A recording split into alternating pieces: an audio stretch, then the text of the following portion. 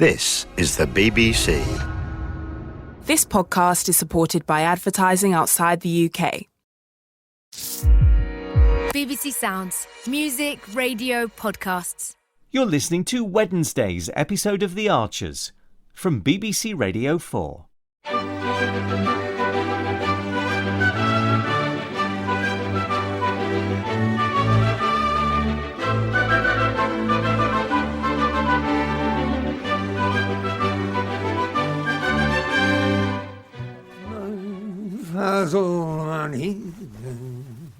Oh, someone's cheerful. And a little overdressed for a walk with Ruby, don't you think? Oh, well, you know what they say. One never gets a second chance to make a first impression. Yeah, but who are you out to impress? Oh, remind me to pick up some creme fraiche from the shop for lunch, would you? Will do. I'm surprised at you, Justin. Oh? Well, aren't you even a little concerned about the emergency meeting they've called about Barrow? Well, why would I be concerned? My arguments are clear and make sound business sense. If anything, I'm pleased to have a chance to air them. Yeah, but if your arguments are so watertight, why would Martin have agreed to have the meeting? Oh, he probably felt he didn't have a choice. But rest assured, when push comes to shove, the only thing Martin will be interested in is the bottom line. And if that is true and you get your way, then what? Our name will be mud around here if anyone finds out you're behind the closure of Barrow. Profit and loss is all that matters to shareholders, Lillian. What about Neil? And Hannah and Jazz, and just for starters, they'll all be out of a job. These days, many people are having to retrain, skill up, be more dexterous in a changing work environment. Now, we aren't the first to get out of pig farming, Lillian, and we won't be the last. No one can blame us. Well, that's a tough argument to make when one's living in the same community as the people affected, especially if they discover you're behind it. Not possible. The only people who know my mind are the other BL board members.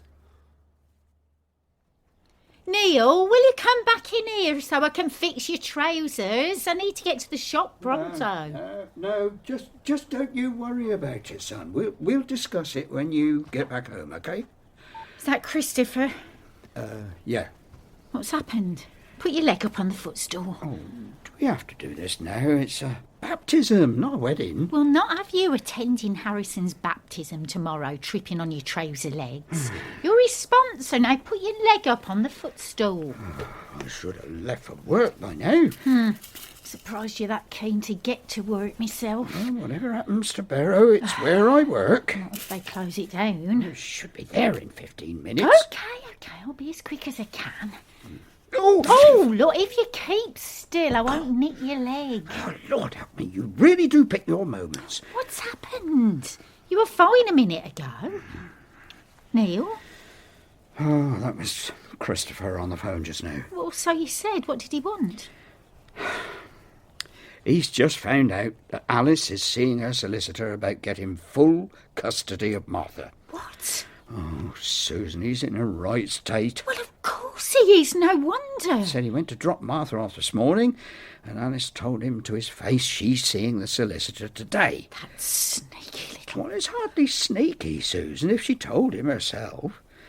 He said she was calm about it, said she knows they disagree on the matter, so the sensible thing is to get advice. And I bet those Aldridges know a solicitor or two ready to draw blood for stupid amounts of money. Susan... But Neil, what are we going to do? Well, there's nothing we can do, except trying to stop our son from worrying himself to death.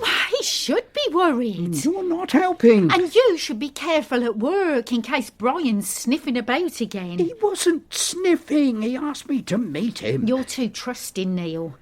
Whatever he said before, with Alice getting solicitors involved now, he'll be on the lookout for any opportunity to help his daughter, believe me. She's going to get advice. Nothing's happened yet. Yes, Neil, that's the first Besides, step. Brian wouldn't do anything underhand when I'm helping with the whole Barrow situation. Wouldn't he? No, he'd be in a heck of a lot of trouble if the board found out he'd tipped me and Hannah off. No, he wouldn't risk it. We agreed to keep things work-related between us and leave Christopher and Alice to their business. Except it isn't just their business. She's our grandchild. Oh, love. There's no way any clear-thinking judge would give Martha to a recovering alcoholic with Alice's history. I mean, she drank through the pregnancy. She put a brick through the window of the shop. Not to mention how many times she's bounced in and out of rehab. Well, when you put it like that... I'll pop and see Christopher before I go to the shop. Now, don't go panicking him. He's worried enough. He needs to see a solicitor himself. Make sure he's not blindsided by Alice. Just don't go upsetting yourself, will you? No, it's not fair, Neil. Martha belongs with Christopher and us. They have no right to pull a stunt like this. One avocado on rye with poached eggs for Madame. Oh, thanks, Fallon. What a treat. I was going to say, it's not often I see you during the working day, Usha. Oh, there's a big complicated case I'm working on with a colleague, but they rescheduled this morning's meeting, so I don't have to be in till this afternoon. Ah, well, their loss is the tea room's gain. Enjoy. It looks lovely. Oh, and all the best for Harrison's big day tomorrow. Oh, yeah, thanks. Alan's chuffed to be leading the ceremony. He always has a twinkle in his eye, especially when it's a friend he's welcoming into the fold. Oh, well, Harrison's just as pleased, I'm sure. And you're excited too? Well, actually, maybe excited isn't the right word, is it? Yeah, no. I mean, yes, I'm pleased for him. He really wants to do it, so, you know. And will you be joining him into the fold? Me? No. I don't really... Sorry. Silly question. The unplanned brunch break has obviously gone to my head. No worries. Anyway, enjoy, and don't let the poached eggs go cold. Fallon, if you want to talk about anything, you're more than welcome. Speaking as the Hindu wife of the local C of E vicar, we've seen our fair share of everything. Oh, no, don't be silly. It's fine. I'm fine. Anyway, enjoy. OK, thanks. OK, maybe fine isn't the right word. I'm sorry if my question upset you. No, really. Oh, good. So, how was it? How is it for you and Alan? How long have you got? How long do you need? Oh, I could go on for hours, but well, don't worry, I can give you the highlights. What do you want to know? Well, the recipe says creme fraiche, so Greek yogurt won't do. Oh, hi, Susan. Oh, and we need granola. I'll get it. Everything all right? Fine. We were just out for a walk and thought we'd grab a few things for lunch. I'm trying a new recipe. Susan, is everything okay? Fine, Lillian. Is that it? No, we'll take this too. Interesting posters you have up around the place, Susan. What? Buy British, buy local. What's wrong with them? Helen put them up. Well, personally, I believe customers don't always like to be told what to do. Surely we're free to spend our money on whatever we wish. Justin. Depends how much money you've got, I suppose. Nonsense. Whether it's a penny or a pound, we ought to be able to exercise personal choice on where we put our hard-earned cash. I don't think there's a single thing in here that you could buy for a penny. Oh, that's not the point I'm making. Don't you think my James could buy a handful of sweets with a few pennies back in the day? Bag? Yes, please. Now, my point is, if someone chooses, I don't know, Danish bacon over British, it doesn't mean they intend to damage British piggeries. They're just going with the best product. I do love the Danish bacon from Underwood's Deli. £5.27 with the bag. It ought to be their choice. Why are you talking about bacon and pigs, Justin? Indeed. Why does Justin talk about anything, we all wonder?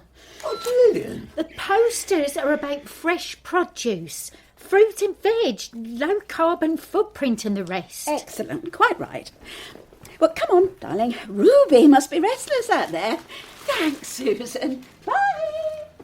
Bye.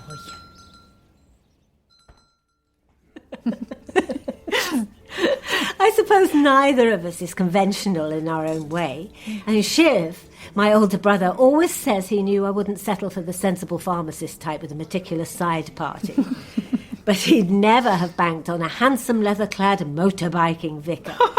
Yeah, I suppose you couldn't see that come in. You know, in many ways, everything I've been telling you about when Alan and I were first together, it was all about our proving our commitment to everyone else. convincing my family or his parishioners who were offended by our being together. At the very least, you guys don't have that. No, we don't. Alongside all the differences, Alan and I share the same basic ideas and morals for life. We might come at something from a different angle, but we almost always end up on the same page. And anyway, the good thing is you and Harrison don't have to prove yourselves to anyone but each other. You're so right. I don't know if I could have coped with what you guys dealt with. And that's the crux of it all, isn't it? You know, people put us through a lot, but I loved Alan too much to not be with him. I knew he was the one for me, and, well, I can tell by your expression that's how you feel about Harrison. Yeah, I love him. Is there a but? No, I suppose I did wonder whether he'll want to stick it out with someone who he won't be seeing in the afterlife, but then... Do you believe in the afterlife? No. Then it's nothing for you to worry about. Surely it's not that easy. Well, isn't it? You're asking yourself a question only Harrison can answer, and, well, I think he's answered it.